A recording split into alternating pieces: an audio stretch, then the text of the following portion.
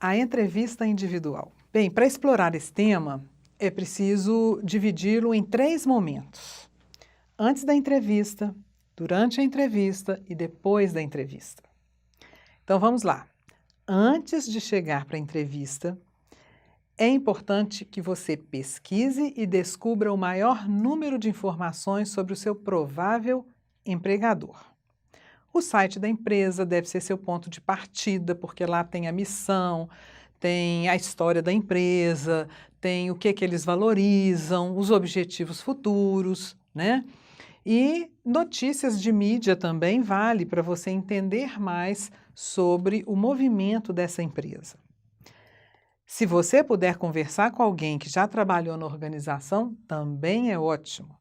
Quanto mais dados você tiver, melhor para você conseguir se situar. Outra questão importante é você se familiarizar com seu currículo, lê-lo antes da entrevista, porque muitas vezes você faz muitos ajustes, já tem mais tempo que você fez o seu currículo e você não lembra bem o que você colocou lá. E aí, quando o entrevistador te pergunta, isso aqui está no seu currículo, e você não lembra direito o que colocou lá, não cria uma boa impressão, pode gerar uma imagem de que as informações não são tão consolidadas, né? Também certifique-se de que você tenha lido a descrição da vaga cuidadosamente e repense como a sua experiência beneficiaria seu empregador em potencial, tá? Além disso, conhecer suas competências bem desenvolvidas e as que estão em desenvolvimento é muito importante, porque é preciso que você mostre que está sempre disposto a aprender mais. Então, seja qual for o seu ponto fraco, é importante mostrar que você já identificou e que está tomando providências para melhorá-lo. Eu vou colocar aqui um vídeo onde eu explico melhor o que são as competências e como é que você pode identificá-las e descrevê-las tanto no seu currículo como também na entrevista individual. Além disso, a entrevista é uma experiência de conhecimento mútuo. Assim como a empresa quer te conhecer, você também pode querer saber mais dados sobre essa empresa. Então, faça uma lista de questões que você quer fazer ao entrevistador. São perguntas que vão ajudar você a esclarecer melhor a oportunidade, que não estavam descritas na vaga e que é um momento em que você pode fazê-las, né? Além do caráter esclarecedor, essas perguntas vão mostrar interesse por parte do candidato e mostrar que ele está ativamente engajado na procura de um lugar para atuar profissionalmente. Bom, as perguntas que o entrevistador vai fazer para você são muitas vezes específicas, é o que se chama de entrevista de seleção por competência. Nesse tipo de entrevista, não basta apenas dizer se você tem ou não determinadas características, é preciso mostrar como você demonstra essas características. Então, aqui ao lado vocês veem alguns tipos de perguntas que podem ser feitas a você e você precisa estar preparado para respondê-las. Há um vídeo com simulações de entrevistas onde eu vou analisar melhor cada resposta e ajudar você a se colocar nessa situação. Durante a entrevista, em primeiro lugar, seja pontual. Não vai me chegar atrasado na entrevista de emprego. Em segundo lugar, cuide da sua aparência física. Como você não sabe muito bem quais os valores que a empresa tem, é de bom tom procurar ser neutro na maneira de se apresentar. Então, para os homens, uma camisa social, uma calça social é suficiente. E para as mulheres, uma roupa que não seja muito exótica, muito sensual, é de bom tom. Claro que cada empresa tem os seus valores e existem empresas em que a pessoa pode trabalhar de calça jeans e camiseta, mas você está chegando, você ainda não sabe. Então, é um cuidado que leva você a se sair bem, seja qual for o extremo, né, da cultura da empresa, ou muito formal ou muito informal. Nós vamos ver alguns exemplos disso. Eu trouxe algumas imagens para a gente entender isso melhor com alguns detalhes. Vejam esse rapaz. Ele está bem vestido, uma aparência boa, mas ele traz uma calça que está muito na moda, porém com alguns rasgados, né? E se a cultura da empresa, se o ambiente for muito formal, isso pode sugerir uma atitude que contraste com esse ambiente que a empresa deseja preservar. Então, pode ser um ponto a menos, né? Ele também está com tênis, né? Com uma roupa que é bastante informal, tudo na imagem dele traduz informalidade. Para alguns ambientes isso vai ser ótimo, para outros não. Na dúvida, procure se manter de uma forma mais neutra. O terno, para os homens, é uma roupa bastante formal. Se essa pessoa estiver num ambiente muito informal, pode soar com certa rigidez. Então, o terno também pode ser exagerado no extremo oposto para alguns ambientes. Em especial, startups. Você não vai de terno fazer uma entrevista numa startup, porque é um ambiente extremamente descontraído. Então, existem esses polos, né? E encontrar a medida certa é uma arte. Esse rapaz ele está com uma roupa social, uma calça social, que não entra nem no polo da formalidade excessiva, nem da informalidade excessiva. Então, é um traje que eu recomendo, porque ele é neutro, tá? Ele não está nem tão rígido, nem tão relaxado. Para as mulheres, a maquiagem também pode conter alguns elementos que, se você exagerar, pode ser mal visto. Então, evite cores muito fortes, né? Contrastes de cores demais, porque pode soar também como algo muito gritante, muito espalhafatoso. Os acessórios também são importantes tomar cuidado. Eles podem combinar, eles podem ser bonitos, eles podem estar na moda, mas também podem ser considerados muito excesso de informações, muito sensuais, muito sedutores, muito exagerados. Então, procure não chamar tanta atenção, assim como roupas muito coloridas, muito estampadas, né, vestidos muito luminosos para o ambiente de trabalho, pode não ser adequado. As mulheres também podem pecar ou por ter uma roupa muito sensual, que não é adequada ao ambiente de trabalho, ou muito na moda, muito descontraída, que também pode ferir algumas posturas empresariais.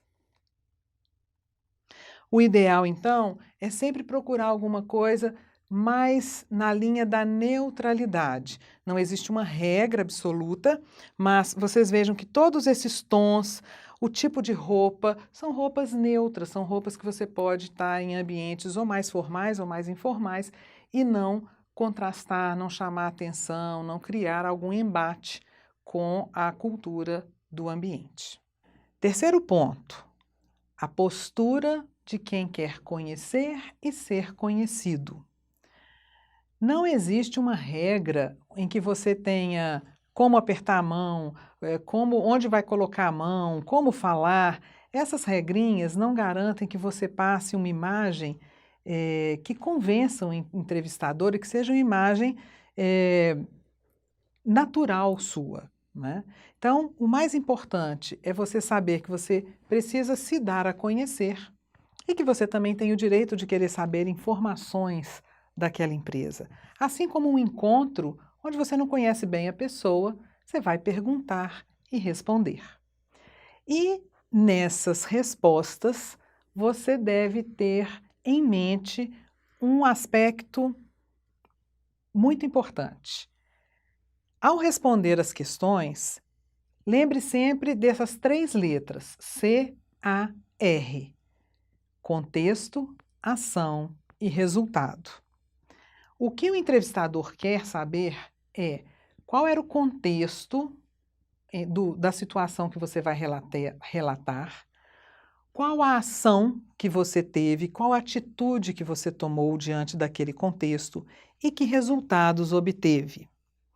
Não é necessário ter sempre resultados positivos. O que é importante é saber qual a sua análise da situação, por que você decidiu agir dessa forma e o que você concluiu, né?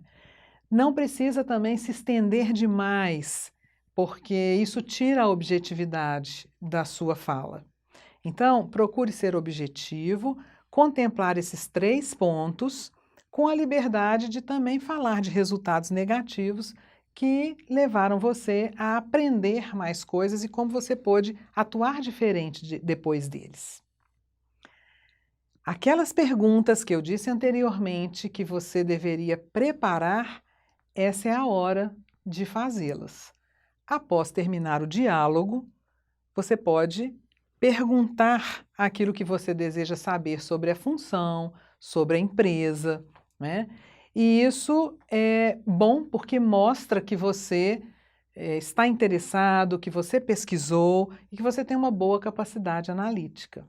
Procure fazer perguntas abertas que encorajem o entrevistador a fornecer informações adicionais que não sejam aquelas que já estão na solicitação de vaga, né? E não vá perguntar apenas qual é o valor que vocês vão me pagar, qual é o valor do salário, porque isso, se já não foi colocado, em algum momento vai te ser informado.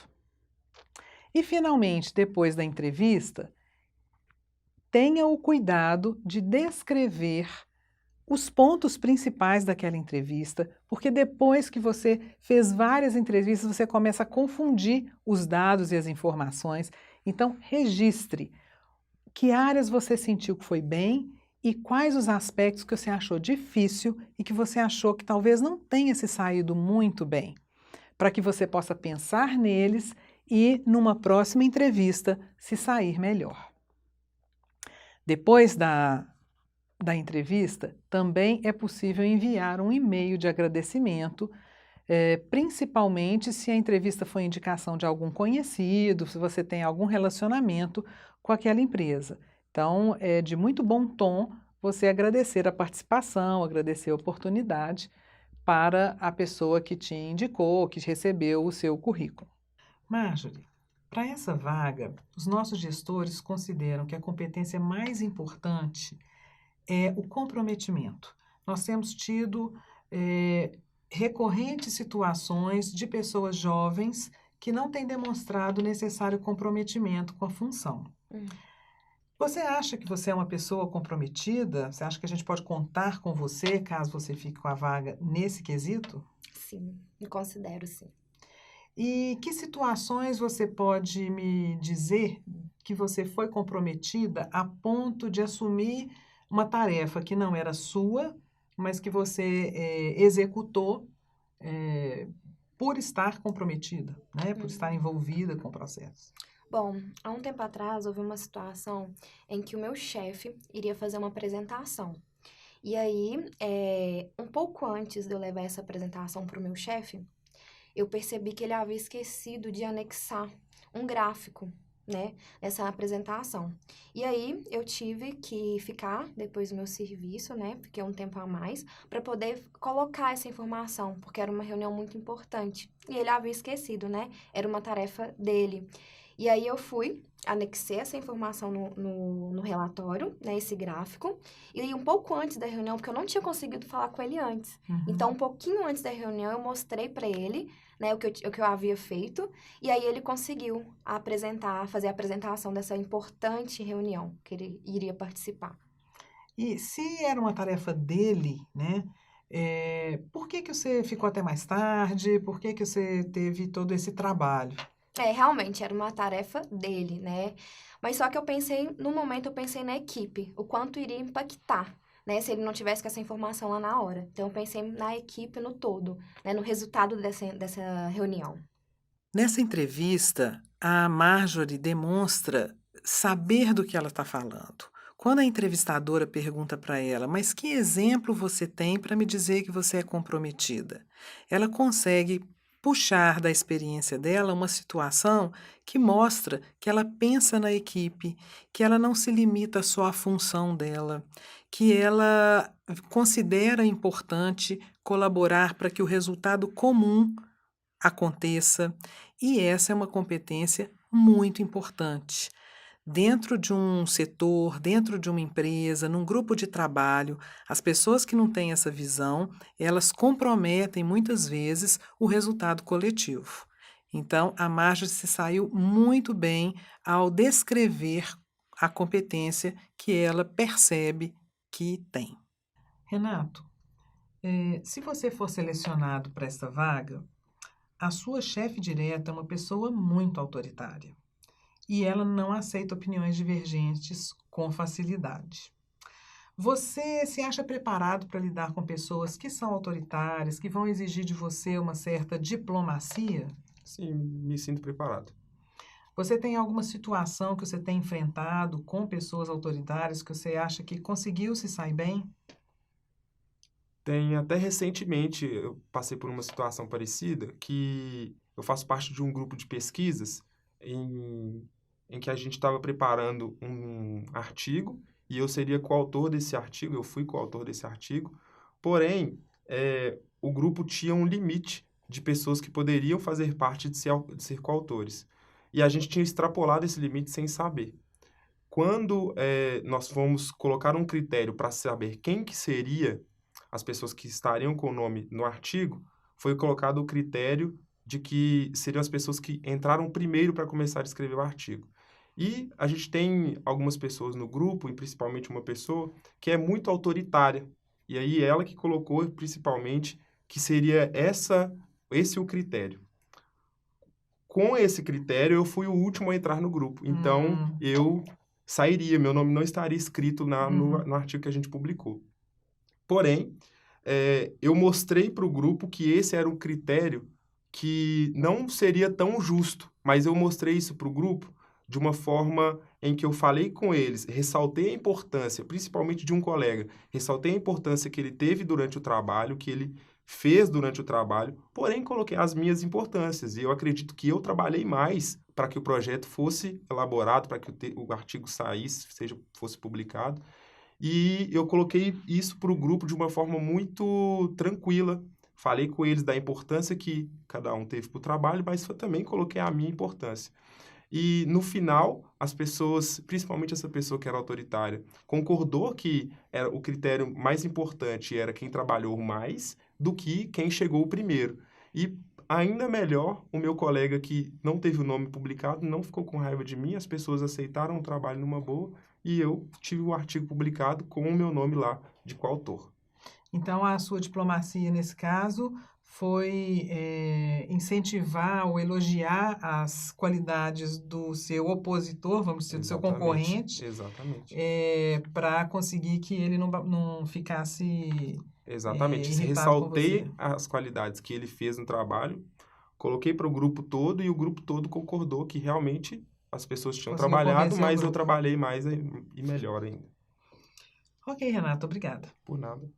Bom, nessa entrevista, o Renato se sai muito bem, mostrando com um exemplo bastante prático a sua capacidade de convencer os outros, de ser ouvido pelo grupo, de não criar atritos, mas reconhecer as boas qualidades das outras pessoas, sabendo também defender seus próprios interesses. Ele mostra uma conduta bem articulada, mostra ser uma pessoa que sabe administrar conflitos, tem assim uma tranquilidade para lidar com esses impasses, e essa também é uma qualidade bastante desejada nas empresas. Então, foi o exemplo que ele deu foi muito consistente. E, além disso, é importante chamar a atenção de que ele usou uma experiência de escola, né, de pesquisa. E isso é importante para vocês verem que, mesmo na vida acadêmica, você pode ter situações que demonstrem competências, mesmo que você não tenha experiência profissional. Matheus, essa vaga, ela é para um setor novo da empresa, onde ocorrem sempre imprevistos, porque a gente ainda está construindo a infraestrutura necessária. Então, nós estamos procurando pessoas que sejam capazes de lidar com imprevistos, de resolver com agilidade situações para as quais, né, elas não estavam preparadas. Você se acha capaz de atuar ou de agir dessa forma? Sim, me acho capaz. E com base em quê? Você tem alguma experiência em que você saiu bem diante de um imprevisto, que você teve alguma ideia que resolveu uma situação fora do comum? Olha, eu tive uma situação no meu estágio bastante peculiar. Foi o seguinte, meu estágio eu fiquei responsável por acompanhar as defesas de tese, de pesquisa. Então, essas defesas normalmente aconteciam em cidades opostas. Então, os pesquisadores estavam em uma cidade e a banca avaliadora estavam na minha empresa. Em uma dessas apresentações, aconteceu que a ferramenta que nós utilizamos para fazer essas defesas, essas bancas, né, não funcionou o áudio. Então, o pesquisador e os professores conseguiam se ver, né? Porém, esse áudio não funcionava. Devido ao tempo dos professores, pesquisadores ser bem contado, a gente teve que procurar uma solução rápida. E aí eu sugeri fazer a defesa por telefone. Então, eles faziam todo aquele processo de falar, explicar o trabalho por telefone, porém com a certeza de ser realmente aquele pesquisador que estava falando via imagem. Ao final disso, deu super certo. Funcionou, então? Funcionou. O pesquisador conseguiu defender a sua tese, na situação foi aprovado, e acho que isso se enquadra bem nessa questão de resolver problemas dentro da empresa, problemas que surgem inesperados. Com certeza. Fica todo mundo estressado quando Exatamente. a conexão cai, né? Exatamente. Ok, muito obrigada, Matheus. Por nada. Bem, o Matheus parece ser uma pessoa bastante autoconfiante. Ele fala de uma maneira assim muito convincente de que ele acredita que aquela experiência foi muito importante. Na verdade, a gente percebe que é uma situação imprevista que, sim, ele resolveu, mas não exigiu muita criatividade. Outras situações como essa são comuns e as pessoas fazem isso sem precisar nenhuma competência muito desenvolvida. Mas ele demonstrou nessa entrevista ser assim positivo, mostrar que ele está ligado, que ele tem disposição, deu notícia de que o pesquisador foi aprovado, ele se mostrou envolvido. Então, ainda que o exemplo dele não tenha sido um exemplo muito elaborado, muito complexo, ele demonstra qualidades que podem ser importantes também e outras competências como o comprometimento, o envolvimento, né, a vontade de fazer a coisa acontecer.